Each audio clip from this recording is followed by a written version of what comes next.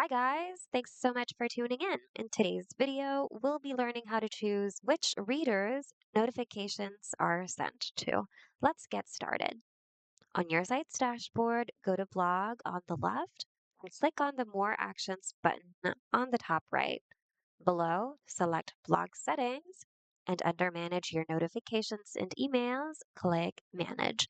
Here, you should have successfully set up your custom automation, such as to notify readers when a new post is published. If not, that's okay. You can watch our previous video and we'll walk you through how to create an automation for that.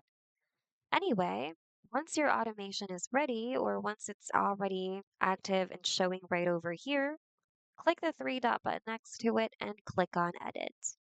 And you will be taken to the automation editor. Click on your action. In this case, our action is to send a push notification. Once you click on it, a panel on the left will appear. By the way, you might notice this warning. That's just simply because the site that I'm using right now is not a premium site.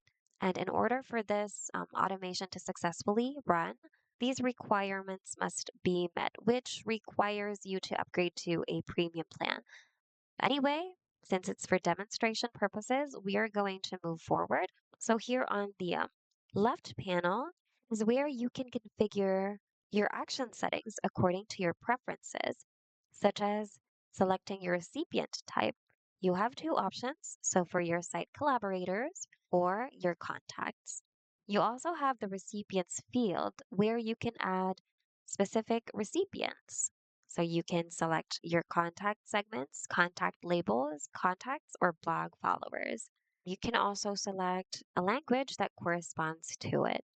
Say, for example, if you select contacts, your contacts will show up right over here. So you can select all those specific contacts by ticking their corresponding checkboxes. Once you're done, click on Apply. Additionally, if you want to edit your message, or notification title, you can do that right over here. If you also want to edit your notification behavior, go ahead and set it up according to your needs and preferences.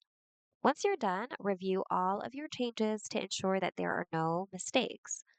Once everything's all good, click on Apply and then click on Publish Changes for the changes to start taking effect. And your changes should successfully be published. And that's it. Hope you found today's video of help. If you need more Wix tutorials, check out our channel and consider subscribing as well. Thanks for watching and see you guys in the next video.